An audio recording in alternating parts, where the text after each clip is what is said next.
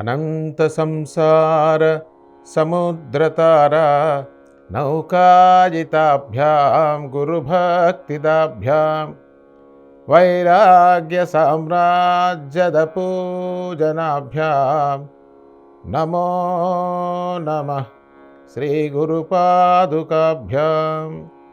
నమో నమః శ్రీ సాయి పాదుకాభ్యాం. శ్రీ గురుభ్యో నమః. శ్రీ సచ్చిదానంద సమర్థ సద్గురు సాయినాథ్ మహారాజ్కి జై. ఇక్కడ ఎవరికి ఏమి ప్రూవ్ చేసుకోవడానికి ఏమి లేదండి. నువ్వు ఎంత ప్రూవ్ చేసుకుని ఎవడు పట్టించుకోనండి. జీవితాంతం ఒకటి సర్టిఫికెట్ కోసం ముష్టి వాళ్ళలాగా పరిగెడుతున్నాం కదా. ఒకటి శభాష్ అనాలి. ఆ శభాష్ అనేవాడే పరమ నికృష్టమైన బతుకుతుంటాడు. వాడి సర్టిఫికెట్ మనం అడుక్కోవటం అంటే ఇంకెంత దరిద్రం అండి అసలు. అది 15 ఏళ్ల క్రితం ఆనందానికి 6 మెట్లని ఒక చిన్న బుక్లెట్ రాశాను. అంటే నాకున్న దర్శనం అది చదివితే మానసిక ఇదే రాశాను. ఖచ్చితంగా ఇదే. నువ్వు ఎవరి నుంచి సర్టిఫికెట్ కోరుకుంటున్నావు మిత్రమా? సాయిబాబా దగ్గర నుంచి కాదు, అత్యున్నత స్థితిలో ఉన్న వాళ్ళ దగ్గర నుంచి కాదు, వాళ్ళ దగ్గర నుంచి కాదండి. వాళ్ళ గురించి అసలు మనం పట్టించుకోం, మనకు అనవసరం. సాయిబాబాతో మనకేం పని? ఏదన్నా జబ్బు వస్తే ఆయన తగ్గిస్తాడేమో, అది కూడా 100% కాదు. ఏదైనా కష్టం వస్తే ఆయన ఏమో తీరుస్తాడేమో, అది ఓన్లీ 5-10%. Like insurance. అదే నిజంగా ప్రగాఢంగా ఉంటే అసలు ప్రపంచాన్ని పట్టించుకో మిత్రమా. It's clear. అదే నీకు సాయిబాబానే నా రక్షకుడు, సాయిబాబా నన్ను రక్షిస్తాడు అని 100% మనకు ఆలోచన ఉంటే ప్రపంచం వెళ్ళిపోతుంది అక్కడి నుంచి. వీళ్ళ సర్టిఫికెట్ల కోసం మనం చూడం. That is one great way. చాలా గొప్ప విధానం, మార్గం. దేనికి? ఈ పరిగెత్తడాన్ని ఆపటానికి. కానీ అది చేయలేం, ఇది చేయలేం. ఏం చేస్తామంటే మన చుట్టూ ఉన్నటువంటి వాడే ఏడిచి నానా కష్టాల్లో పడి వాడే కర్మగాలి వాడు ఏడుస్తూ ఉంటే వాడు కనుక ప్రసాద్ గారు బాగా చేశారండి, చేశానండి. దరిద్రమైన బ్రతుకంటే అంత దరిద్రం.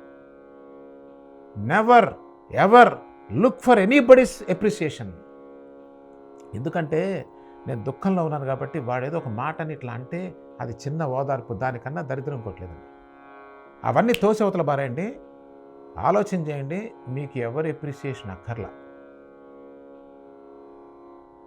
మీకు మీరు చాలా ఆనందంగా, దివ్యంగా, ప్రశాంతంగా బ్రతుకుతారు. కాబట్టి మిత్రులారా, ఉన్న సత్యాన్ని సత్యంగా, సూటిగా, ధాటిగా, గట్టిగా చెప్తే ఒక దెబ్బకు లేనివాడు 2 దెబ్బలు గట్టిగా వేస్తే లేస్తాడని ఒక ప్రయత్నం. అంతకన్నా ఏం లేదు. ఇక్కడ నాకు వచ్చేది లేదు, పోయేలేదు. నేనే వాడు సర్టిఫికేట్ తీసుకొద్దురా అని చెప్తుంటే నేను ఎవరి సర్టిఫికేట్ కోరుకుంటాను చెప్పండి? Non sense. కోరుకోం, అక్కర్లేదు. కోరుకుంటే చస్తావు. Simple logic. వాడు సేవ చేయలేక చస్తావు. జీవితంలో, ప్రపంచంలో ప్రతి మనిషి జీవితంలో జరుగుతుంది ఇదే. అలా అని చెప్పి తక్కువ చేయకు. మనం అడుక్కోవటం మానేయాలి, మన ఎదురుచూపు మానేయాలి, మన కంపారిజన్ వెళ్ళిపోవాలి. ఈ 3 వెళ్తే చాలండి.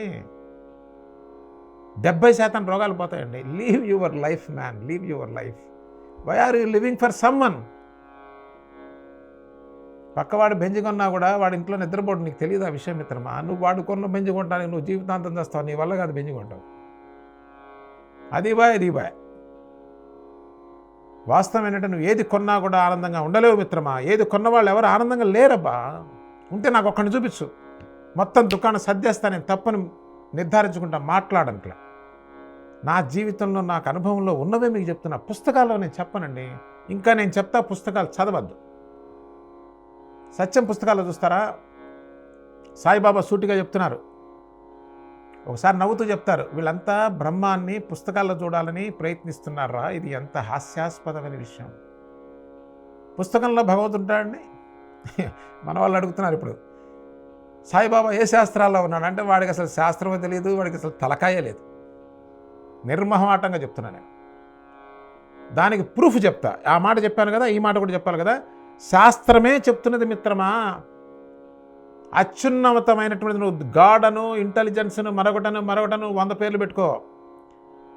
ఏదైతే సుప్రీం ఉన్నదో, ఏది ఈ సర్వ జగత్తుకు నీకు నాకు ఆధారమై ఉన్నదో, అది అవాక్మానస గోచరం.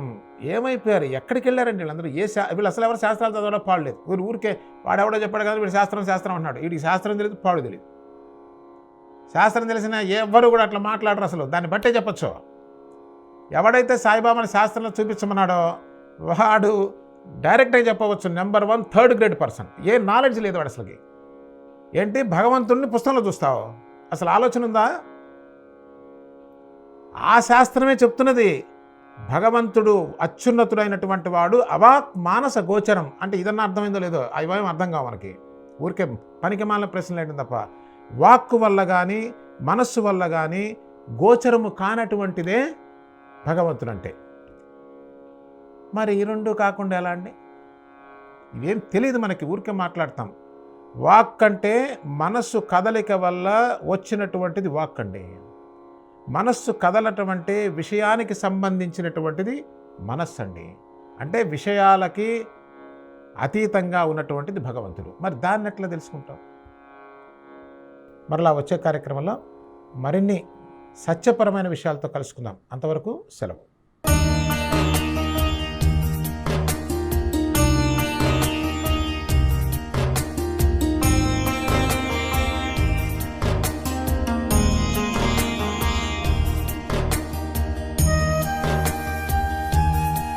స్వతంత్ర భక్తి యూట్యూబ్ ఛానల్ ని సపోర్ట్ చేయండి. మీకు ఈ వీడియో నచ్చితే లైక్ చేయండి, మీ స్నేహితులకు శ్రేయోభిలాషులకు షేర్ చేయండి, మీ అభిప్రాయాలను కామెంట్ చేయండి. సబ్స్క్రైబ్ చేయడం మాత్రం మర్చిపోకండి. మరిన్ని వీడియోల కోసం బెల్ సింబల్ ని ప్రెస్ చేయండి. స్వతంత్ర భక్తి ఛానల్ ప్రేక్షకులకు ధన్యవాదాలు. స్వతంత్ర భక్తి YouTube channel, please like, share and subscribe.